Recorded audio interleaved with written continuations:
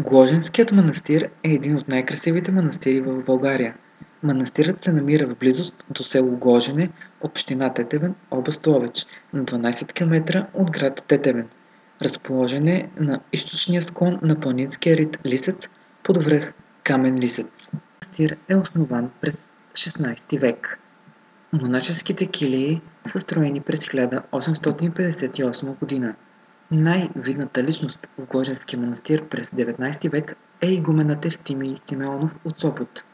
Той е известен лечител. Манастирът е любимо място на Васил Левски, като скривалището му се пази и до днес. В близост се намира и село Голям извор, където е учреден и първият революционен комитет. Старата църква на манастира вероятно е строена през 16 век. В нейните стенописи фигурират дарители от Тетевен, чието имена се срещат в помениците на Зографския манастир от 30-те и 40-те години на 17 век. След силните повреди, нанесени на старата църква при Чирпанското земетресение, храмът е съборен през 1931 година и изграден е нов, в западен стил, в който е запазен старият иконостас.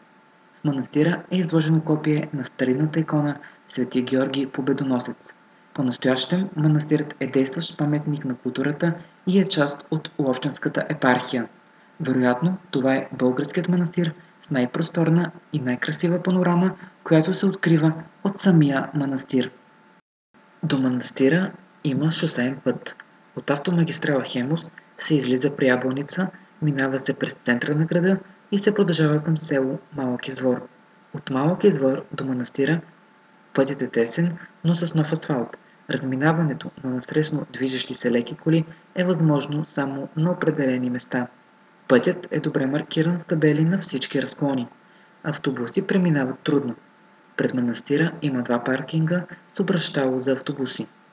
След предварително обаждане и в определени периоди на годината, манастирът може да даде подслон на около 20 на поклонници, които приемат да спазват манастирските правила.